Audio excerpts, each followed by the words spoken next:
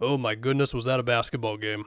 Philly beats the Heat by 1 point, where it seemed like early on Miami was going to potentially run away with this with how Philly was dealing with the zone in the first half. And then through Maxey drives, Batum relocations, Batum defensive plays, Lowry defensive plays as well. Joel's passing, they escaped with the 1 point, and we are now going to get Sixers Knicks in the first round. And the Heat will, they'll have one more game, and shout out to Bulls Hawks that is happening right now.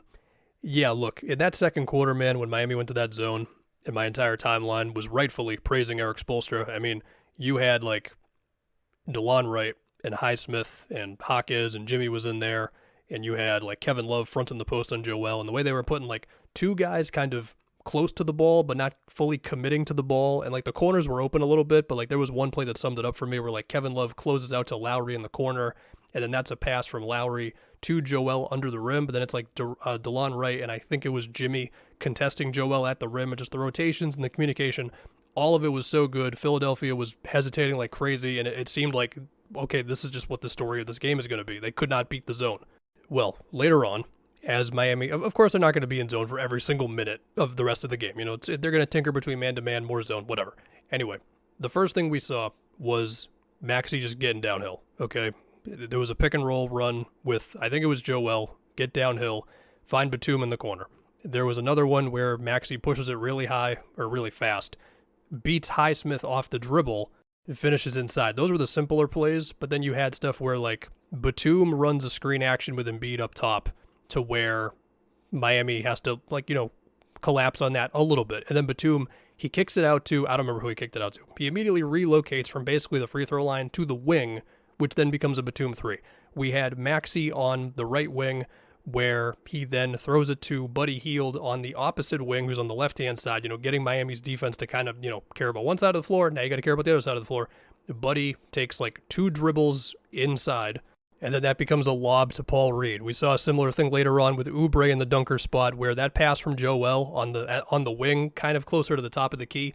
I mean, to get that pass between Jimmy and Bam, but also for Oubre to finish over Jimmy and Bam in that moment, that was wild. And also, it did seem like there were some plays where the Heat had like Hawkes or Highsmith or whoever starting on Joel, and then they would bring 2, and then Bam was actually helping off of somebody else, which I do think led to one of Joel's offensive rebounds that were huge there late, because Bam just wasn't in the vicinity to get the board. But also, like, the Heat had some success with that too. I don't want to act like, why didn't they have this? Like, I'm not going to question anything Spoelstra does. I think this really was a matter of Miami or Philly finding enough ways to execute. And then you just had Batum, like that Batum. I mean, there were many Batum threes. There were many Batum defensive plays. You know, the block on Hero when he rejected the screen from Bam versus the Joel drop. We'll talk about that in a second. But there was one play specifically, man, where Batum, he was on the right wing and he relocated to the left corner where you could see Jimmy as it was happening, or like as he noticed him, he points to him real quick, because that's the type of thing the Philly was not killing them with in the first half when they were, whether it's a zone, whether it's just bringing a lot of help on ball handlers, you know. So it was good stuff. Now, on the other side of things, to talk about the defensive plays. So in that fourth quarter, we saw Batum on Jimmy for some of it.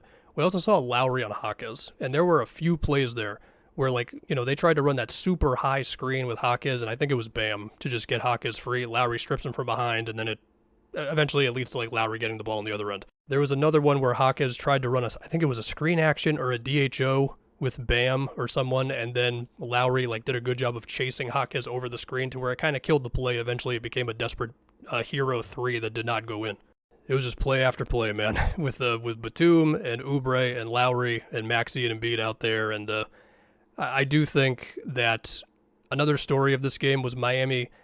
They had like a couple of pull-up jumpers versus Joel dropping on screens. Like there was, you know, Hero had one late there, but it seemed like they were not able to kill Philly enough with that, unless I'm just dead wrong and didn't watch the game right, and there's going to be a stat that's like, oh yeah, Miami shot this on pull-up jumpers versus Embiid dropping on screens. But it felt like they just couldn't get to that, or they could try to get to it, but they weren't going to convert those as much as they wanted to. And so then it really became, well, we need as many Jimmy full-court steals as we can get. We need just enough like offensive rebounds, which then can turn into like a Tyler Hero floater, or this one kind of wild play where Hawkes gets a dunk where Bam was sealing Joel under the rim like crazy. Like it was, I mean, this was a rock fight. Like this really was pretty much decided on like the thinnest of margins. And it was beautiful stuff. Now, it was physical as hell, and I'm sure both sides could have complaints about why was this a foul, why was this not a foul. Also, I didn't even mention the play where Hero was helping very hard off of Batum, and then that became a Batum 3 with Embiid finding him on the quick pass there. I mean, Nick Batum, just the guy became every Sixers fan, I don't know, favorite player tonight. Probably like third favorite player overall if you want to still have Maxey and Embiid as the top two. Man, that was a game. That was awesome all the way around. And yeah, before I get out of here, yes, Celtics Heat is on the table.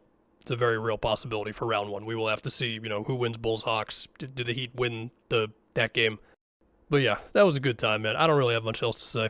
Basketball's fun.